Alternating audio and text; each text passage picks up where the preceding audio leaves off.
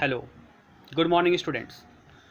Welcome in mathematics class with Upendra Kumar Sinha, Department of Mathematics from Bhagavad Vidyapeeth Chhapra. Dear student, today we will learn the chapter Introduction to Euclid Geometry for class 9th. First of all, the word geometry. Geometry. The word geometry is derived from the Greek word geo. Geo means earth, and the metron. Metron means measuring, that is earth measurement. Euclid geometry में Euclid जो थे वो great mathematician थे जो कि Greek से belong करते थे. बिफोर यूक्लिड बहुत सारे मैथमेटिशियन हुए जिन्होंने बहुत सारे ज्योमेट्री से रिलेटेड चीज़ों को दिया, लेकिन कुछ भी सिस्टमाइज नहीं था. यूक्लिड जो थे ये थेल्स के स्टूडेंट थे. इन्होंने सारे चीज़ों को सिस्टमाइज वे में किया, इसलिए इसे इंट्रोडक्शन टू यूक्लिड्स ज्योमेट्री कहते हैं. सबसे पहले statement. The sentence which can be judged to be true और फॉल्स इज कॉल्ड स्टेटमेंट. वह सेंटेंस जो कि सही और गलत को जज करे उसे स्टेटमेंट कहेंगे.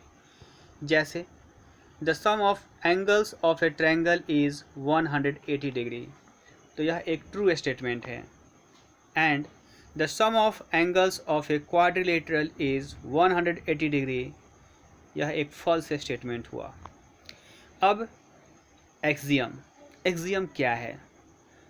The basic fact which are taken for granted without proof are called axioms. Axiom जो होते हैं बेसिक फैक्ट्स होते हैं जिन्हें प्रूफ करने की आवश्यकता नहीं होती है, जिसे हम गारंटी के तौर पे ले सकते हैं. जैसे halves of equal are equal, यानी कि इक्वल के हाफ्स जो होंगे वो आपस में इक्वल होंगे. The whole is equal to the sum of its part. किसी एक चीज़ को लेते हैं, उसको कई टुकड़ों में बांट देते हैं, फिर सारे टुकड़ों को जब हम लोग एक जगह कलेक्ट करेंगे तो होल के बराबर हो जाएगा. That means whole is equal to the sum of its part and greater than one of its part, और उसके एक भाग से वो हमेशा बड़ा होगा. Theorems. A statement that requires a proof is called theorem. Statement जिसको हमें प्रूफ करने की आवश्यकता होती है उसको हम लोग थ्योरम कहेंगे. Corollary. A statement whose truth can be easily deduced from a theorem is called its corollary.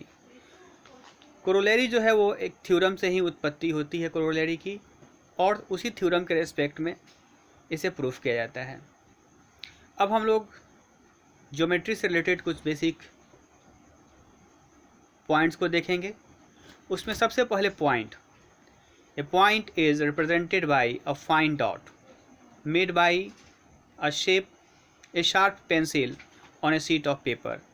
जैसे ही हम लोग एक पेंसिल को लेंगे, पेंसिल के पॉइंट को, पेंसिल के टिप को हम लोग प्लेन पेपर पर रख कर जैसे उठाएंगे, हम लोग को एक पॉइंट मिल जाएगा. जैसे यहाँ एक पॉइंट इंडिकेट किया गया है ए. हमारा नेक्स्ट पॉइंट है straight line. It is a collection of points and extends endlessly in both directions. Straight line क्या है? पॉइंट्स का कलेक्शन है जो कि दोनों तरफ बढ़ता है endlessly. It has no end points. Straight line में एंड पॉइंट्स नहीं होते हैं. It has no definite length. इसका लेंथ डेफिनिट नहीं होता है.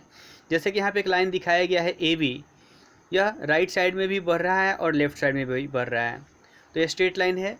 इसका सिंबल ए बी और दोनों तरफ एरो रहेगा. उसके बाद नेक्स्ट पॉइंट है ray. A ray has one end point and extends endlessly in other side. Ray जो होता है उसका एक इन पॉइंट होता है और दूसरी तरफ से यह इनलेसली एक्सटेंड करता है. It has no definite length. Ray का भी कोई डेफिनिट लेंथ नहीं होता है. जैसे यहाँ पर ओ ए एक रे है जो कि राइट साइड की तरफ बढ़ रहा है, सिंबॉलिक फॉर्म में इसको लिखेंगे ओ ए और ए की तरफ एरो देंगे। अगर हम लोग ए ओ लिखते हैं और ओ की तरफ एरो देंगे तो ये गलत होगा। वैसे ही हम लोग ओ ए लिखते हैं लेकिन यहाँ पर लेफ्ट साइड की तरफ एरो दिया है, ये भी गलत हो जाएगा। नेक्स्ट हम लोग का पॉइंट है line segment. It is a part of a straight line, it has 2 and points and it has definite length. Straight line segment जो होता है वो स्ट्रेट लाइन का एक पार्ट होता है, इसके एंड पॉइंट्स होते हैं और उसका लेंथ फिक्स होता है। दैट मीन्स हम लोग लाइन सेगमेंट के लेंथ को मेज़र कर सकते हैं, रे और स्ट्रेट लाइन के लेंथ को मेज़र नहीं कर सकते हैं। Half lines. A point divides a line in 2 parts and each part is known as half line.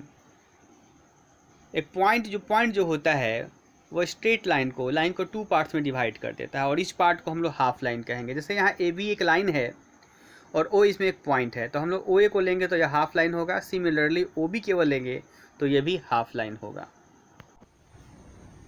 इसके रेस्पेक्ट में सम इम्पॉर्टेंट पॉइंट्स है। An unlimited number of lines can be drawn passing through a given point. यदि एक point जैसे कि O यहाँ दिया गया है, इस O पॉइंट से हम लोग अनलिमिटेड नंबर ऑफ लाइंस को ड्रॉ कर सकते हैं।